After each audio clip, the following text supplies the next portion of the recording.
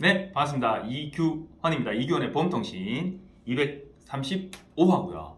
12월입니다. 이제 2022년도 한 달밖에 안 남았어요. 운전자 보험 2023년 되면은요, 자동차 부상위로금 50만 원, 30만 원 줄어들고요. 그리고 연간 3회 한도 적용되고요. 그리고 나 혼자 다친 사고는 적용 안 되고, 그리고 보통 많이들 청구하시는 그냥 자동차 보험 처리하지 않고 교통사고인데요 하고 가서 초진 차트로만 청구하는 거 이제 안 돼요.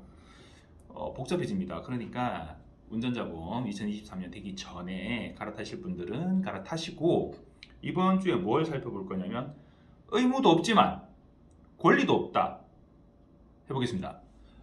누구의 의무와 누구의 권리냐? 직진 주행 차량과 진로 변경하는 차량 간의 사고에서 나는 내 차로 가고 있는 거, 이거 직진 주행이라고 합니다. 직진 주행 차량과 진로 변경하는 차량 간의 사고에서 당연히 진로 변경하는 차량이 안전을 확보하고 사고의 위험이 있을 때는 진로 변경을 하면 안 돼요. 그래서 사고가 발생했을 때 진로 변경 차량이 가해 차량이 되는 겁니다. 그런데 기본 과실은 몇 대 몇이냐? 7대 3입니다. 그러면 왜 직진 주행 차량은 왜 30%의 과실을 무느냐? 제가 가끔씩 예를 드는 거죠. 집에 가려면 진로 변경을 해야 돼요. 1차로로만 계속 가면 2차로로 가서 우회전을 해야 우리 집을 가는데, 2차로로 못 들어가고 1차로로만 계속 가면, 혹은 2차로로 계속 가다가 1차로로 들어가서 좌회전을 해야 우리 집을 가는데 진로 변경을 못하면 어떻게 해요? 진로 변경을 해야 목적지로 가죠. 당연히 운전을 하다 보면 진로 변경을 해야 되는 상황이 발생을 합니다. 진로 변경은 해야 돼요. 해도 돼요. 되는데, 다만 내가 진로를 변경하고자 하는 그 차로에 주행하고 있는 차량에게 방해가 되지 않게, 혹은 방해가 되더라도 아유 죄송합니다, 제가 좀 들어갈게요, 그래 들어와 라는 허락을 득하고 들어가야 돼요. 그런데 지금 이 관계는 뭐죠? 아예 차가 없어. 그러면 안전하니까 들어가도 되죠. 자, 저 멀리서 오고 있어요. 근데 내 생각엔 저 멀리서 오고 있다고 생각했는데 사이드미러에 적혀 있어요. 보이는 것보다 물체가 더 가까이 있습니다 라고 사이드미러에 적혀 있어요. 근데 사이드미러 보고 멀리 있네 라고 생각하고 들어갔는데 생각보다 얘가 가까이 있었던 거야. 생각보다 얘가 속도가 빨랐어. 그렇다고 과속은 아니고 나보다 빨랐어. 사고가 났다. 그러면 어떻게 돼요? 안전하지 않게 진로 변경한 거죠. 자, 직진 주행하는 차량의 입장에서 볼게요.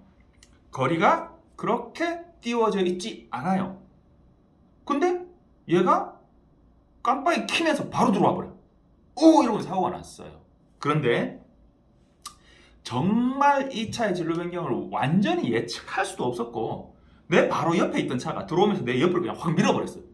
속도가 똑같다는 전제하에서, 이건 주의하셔야 돼요. 속도가 똑같다는 전제하에서 내가 똑같이 옆을 받쳤어도 얘는 천천히 가고 있었고 깜빡이를 켰는데 내가 가고 있으니까 안 들어오겠지 하고 가는데 얘가 들어와 버렸어.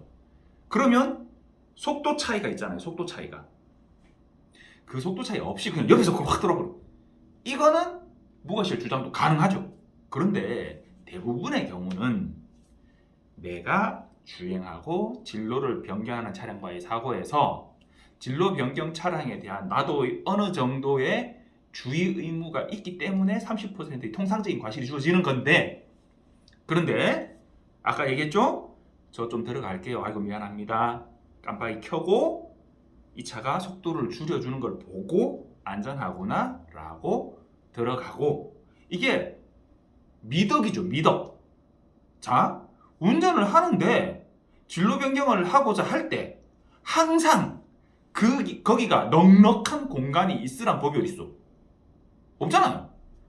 막 서로 차들이 꽉 밀려 있거나 혹은 일정 거리로 그냥 쭉쭉쭉 가고 있는 상황이지만 나는 진로 변경해서 저쪽으로 가야 될 수도 있고, 가다 보니 1차로가 생각보다 많이 밀려요. 2차로는 잘 가고 있어요. 그래서 내가 1차로는 계속 밀리네. 요 앞에 사고가 났나? 라고 2차로로 진로 변경을 뭐 할 수도 있어요. 있잖아요. 무조건 내가 1차로로 가는데 특별히 저기서 좌우회전 할 일이 없으면 무조건 그 차로로 가야 돼? 이쪽은 소통이 원활하고 이쪽은 복잡한데? 꼭 그런 건 아니잖아요. 소통이 원활한 쪽으로 옮겨서 갈 수도 있어요. 갈 수도 있는데 그럴 때 밀리네? 이거는 괜찮네? 확! 그러지 말고 깜빡이를 켜고 미리 이쪽 상황을 살피고 안전을 확인하고 가야 된다. 늘 얘기하죠. 자, 직진주행 차량 얘기한다 해놓고 또 빠졌어요. 자, 직진주행 차량 입장에서 내가 가고 있는데 깜빡이를 켜요. 그러면 공간도 얼마 없는데 얘가 깜빡이를 켜요. 갑자기 확 들어오는 거 아니야? 라고 생각을 해야 돼. 내가 지금 이 거리인데 얘가 지금 들어오면 사고 났는데 저기 들어오겠어? 라고 생각하면 안 된다고. 얘가 들어올 수 있다라고 생각을 해야 된다고요. 그럴 경우에 내가 이 차가 들어올 수 있도록 양보를 해줘야 될 의무는 없어요. 제가 진로 변경하면서 사고 난 차의 운전자에게 하는 말입니다. 내가 깜빡이를 켰다고 그 차가 나를 양보해줘야 될 의무는 없다. 그렇지만 오늘은 이 얘기를 하고 싶은 거예요. 직진주행 차량이 양보해줘야 될 의무는 없지만 양보해주지 않아도 될 권리가 있는 건 아니다. 그래서 30%의 과실이 나오는 거야. 내가 전방을 미처 살피지 못하고 잠깐 주의를 집중하지 못하고 딴 데를 봤다는 게 아니라 주의를 집중하지 못하고 가는데 깜빡이 켜고는 이러고는 그냥 사고가 났어요. 그러면 나도 일정 부분의 책임이 있다. 그게 7대3이거든요. 그런데 가는데 밀리는 구간에서 이따만한 대형차가 깜빡이를 켜고 밀고 들어오네. 뭐야 이거? 이러면서 악셀을 밟아요. 들어오지 말라고. 위협을 해요. 막. 근데 삘삘삘 들어와. 그냥 가면 사고 날 것 같거든. 사고 나면 일단 기분은 안 좋잖아요. 그래서 어쩔 수 없이 브레이크를 밟는데 얘가 들어오다가 자기도 봐도 이게 좀 걸릴 것 같으니까 살짝 핸들을 살짝 꺾어서 나가면서 뒷꽁무니가 회전을 하면서 뒷 타이어를 축으로 약간 돌면서 나를 끌고 가버려요. 그러면 자, 이게 통상적인 진로 변경 사고예요? 아니죠. 나는 양보를 해줄 수도 있었어. 근데 양보해주기가 싫었어. 그래서 들이밀었어. 근데 똑같은 놈이 밀고 들어오다가 안 될 것 같으니까 얘가 그냥 이왕 밀고 들어온 김에 그냥 가버렸으면 됐는데 핸들을 약간 꺾어가지고 이렇게 나가면서 살짝 뒤가 끊겨버린 거예요. 자, 누가 잘못한 거예요? 일단은 진로를 변경을 무리하게 한 차가 잘못이죠. 잘못이지만 내가 양보해주지 않을 권리가 없다는 거예요. 나는 당연히 직진차로니까 내가 양보해줘야 될 의무가 없잖아. 양보 안 해줘도 돼. 양보 안 해줘도 되는 권리가 없다고요. 그 경우 심하면 여러분들 포털 사이트 검색 사이트에서 진로 변경 고의 사고를 검색해 보세요. 허다하게 나옵니다. 특히나 진로 변경하는 차량을 노려서 고의 사고를 발생시키는 보험 범죄가 많이 일어나고 있습니다. 5년간 총 54회 몇 억을 갖다가 해먹은 분도 있더라고요. 어떤 경우냐? 1, 2차로 동시 좌회전 차로 1차로에서 좌회전하는 분이 깔끔하게 1차로로 쏙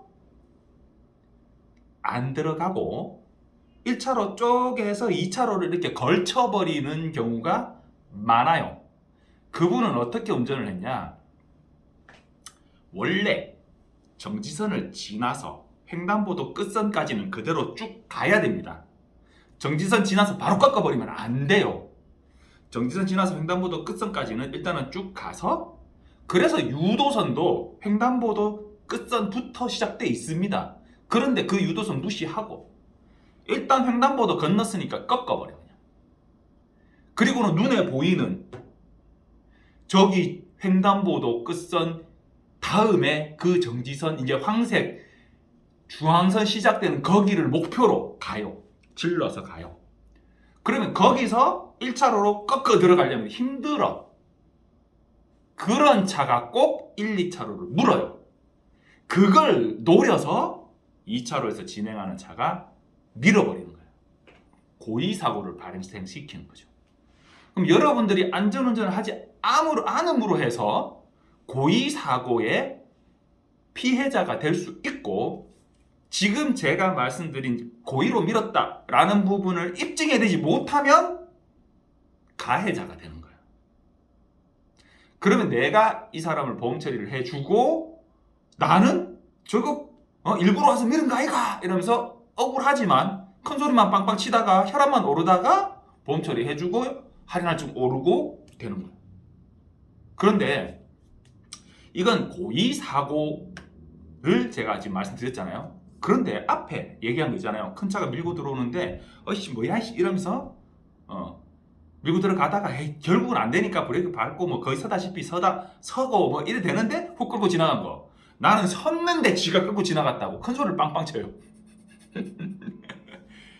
고의사고는 아닌 것 같아요. 지금 이 상황은 양보하지 않은 거지. 그런데 여기서 조금만 더 나아가면 고의사고가 될 수 있어요. 여러분들, 이 고의사고와 양보하지 않은 사고는 진짜 종이 한 장 차이입니다. 성질 좀 죽이시고, 내가 양보해 줄 수 있는 상황이면 저놈이 운전을 더럽게 했지만 내가 조금 양보해 주는 운전하시는 것도 괜찮아요.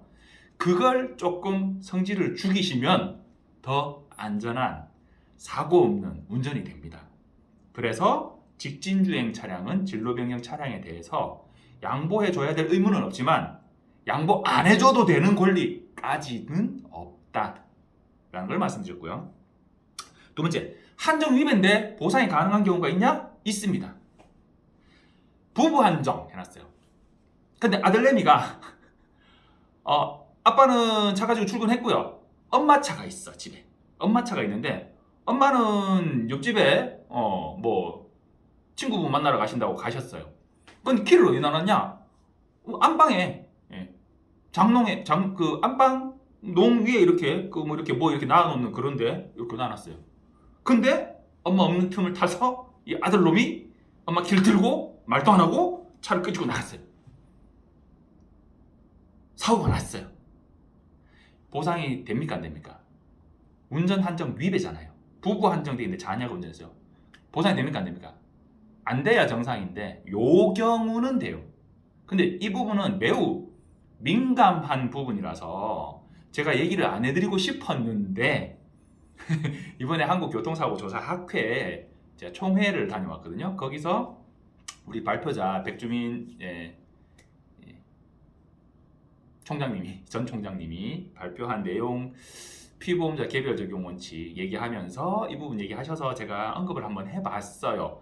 자, 엄마가 조기 가면 집인데 아이고 뭐 가까우니까 너 운전면허도 땄는데 운전 연습 한번 해보자. 자, 몰아봐. 엄마, 나 이거 좀 몰아보면 안 돼?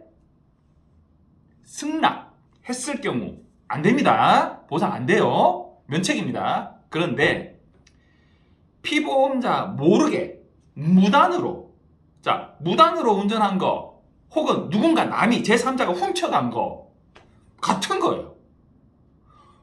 나는 차를 빌려줄 의사가 없었어. 차를 타라고 얘기할 의사가 없었어. 근데 무단으로 운전한 거예요. 그런데 여기서 이 무단에서 훔쳐간 거하고는 다르죠. 훔쳐간 거하고 무단 운전하고는 뭐가 다르냐면 반납 가능성. 이걸 쓰고 다시 반납해 놓을 거냐. 그리고 차후 승낙 가능성. 엄마, 아빠, 나 아까 저 친구 만나러 간다고 잠깐 차 쓰고 왔어. 야, 이놈 자식아! 뭐라는 하지만 그렇다고 내 차를 얘가 훔쳐갔어요 라고 경찰에 신고할 뭐 그런 내용은 아니지 않아요? 그죠? 다음부터는 그러지 마! 뭐예요? 이번 건은 봐주겠다는 거죠. 자, 사후 승낙 가능성 등등을 따져야 됩니다. 그래서 이거는 훔쳐간 거하고는 달라요. 자, 무단 운전인데 어쨌든 무단운전에 훔쳐간 거나 나는 내가 몰랐던 건 똑같죠. 그러면 제3자를 보호해야 된다는 부분이 있어요. 다친 사람, 차빠진 사람, 그 사람은 보호를 받아야 되잖아요. 아니 아버지 차를 몰고 나왔는지 아들 차를 몰고 나왔는지 어떻게 알아? 아버지 차면 내가 보상을 받을 수 있고 아들 차면 보상을 받을 수 없다? 그건 문제가 있잖아요. 보상은 해줘야 됩니다. 보상을 해주는데 허락이 된 상황에서 운전을 했다. 그러면 보험회사에서는 책임보험만 책임집니다. 나머지는 알아서 하세요. 그래요. 그런데 얘가 무단으로 차를 끌고 갔어요. 그러면 차주는 김영 피보험자 차주는 이 사고를 보상을 해줘야 됩니다. 차주의 책임으로 보험회사가 보상을 해줘야 됩니다. 그러면 어떻게 돼요? 아들 친구가 집에 놀러 왔다가 엄마 키 친구 엄마죠. 해가지고 몰고 나갔어요. 가가지고 친구도 야야 타라 내가 네 집에 가가지고 차 가지고 왔다. 갔어요. 자 이거는 무단인데 절도는 아니죠. 다시 갖다 놓을 거니까 무단인데 제3자잖아요. 이 경우는 어떻게 되냐? 보상 처리해주고 그 운전자한테 구상을 합니다. 보험회사가. 그런데 아들이 그렇게 했어요. 그러면 아들한테는 친족한테는 구상할 수 없어요. 이게 어느 법에 나오냐? 상법 제682조 제2항입니다. 거기에 친족한테는 구상할 수 없게 돼 있어요. 상법 682조 어디서 많이 들어본 것 같잖아요. 제 강의를 좀 이게 제 이 유튜브를 들어보신 분들은 좀 알 거예요. 자동차 사고 났을 때 쌍방 과실이 있을 때 자차 자기 부담금에 대해서 보험회사가 상대방한테 내 과실 부분만큼은 보험회사 청구할 수 없고 내가 청구해야 된다. 상법 682조 제1항입니다. 거기 보험자 대위에 나오는 내용이에요. 어쨌든 682조 2항에 의거해서 아들내미가 무단으로 운전한 거는 구상할 수 없다. 보험 처리는 피보험자 개별적 용어칙에 의해서 보험 처리는 된다. 그러면 부부 한정으로 해놓고 애가 운전해도 되네요? 단기 운전자 확대 특이한 뭐 주말에 차 쓴다고 해가지고 뭐 이거 가입하고 이럴 필요 없네요? 아니라고. 그래서 제가 서두에 말씀드렸잖아요. 원래는 안 돼요. 안 되는데 이런 특이한 경우에 대해서만 해줘요. 그러면 뭐 몰라갖고 갔다 하면 되지 뭐. 사람이 거짓말을 처음부터 끝까지 일관되게 하기가 쉽지 않아요. 그러니까 엉뚱한 생각하지 마시고 자녀가 면허가 있다. 얘가 면허는 있지만 아예 운전 안 한다. 그럼 정말 뭐 상관없겠죠. 그런데 가끔 운전을 한다. 그러면 진지하게 자녀분까지 보험에 운전 한정에 넣는 거를 고민해 보세요. 왜 고민해 보시라 말씀드리냐면 엄마 아빠 부부 운전으로 보험을 가입했는데 그동안 막 오랫동안 자녀가 운전을 하는 정도니까 오래됐겠죠. 낮춰가지고 보험료가 한 40몇만 원밖에 안 돼. 그런데 자녀가 운전하면 거기서 한 60몇만 원 늘어나요. 한 명 못하는데 왜 60만 원씩 늘어나? 이렇게 얘기하거든요. 한 명이 아니라 연령이 내려가기 때문에 그래요. 그래서 보험료가 비싸지만 그렇지만 몇천만 원, 몇 억짜리 사고 나면 60만 원이 문제예요. 그러니까 자녀분의 운전에 대해서는 조금 보수적으로 돈을 좀 들이더라도 준비를 해 두시는 게 매우 중요합니다. 그래서 운전 한정 위배인데 보상이 되는 경우 어떤 경우가 있느냐를 찾아봤고요. 이거는 예외적인 경우에 예외적인 경우, 통상적인 경우가 아니고요. 통상적으로는 부부 한정되어 있는데 자녀 운전했다 당연히 보험이 안 되는 겁니다. 자, 여러분 복잡하죠? 그래서 사고는 복잡합니다. 이런 복잡한 사고가 났을 때 고객님 이거는 이렇게 해서 되고요. 저렇게 되고요. 라는 걸 얘기해 줄 수 있는 담당자를 통해서 보험을 가입하시는 게 좋다고 제가 말씀드리는 거예요. 그런데 내가 다이렉트로 가입했다. 보험에서 알려주냐? 안 알려줍니다. 면책입니다. 땡. 그럼 끝이에요. 그렇게 안 할 것 같죠? 그렇게 하더라고요. 그러니까 무조건 지금 내가 보험 가입할 때 조금 더 싸다? 그것만 놓고 따질 문제는 아니더라 라는 부분이고요. 운전자 보험 2023년 되기 전에 2022년 12월 중에 갈아타실 분들 갈아타는 거 충분히 고려를 해보십시오. 감사합니다.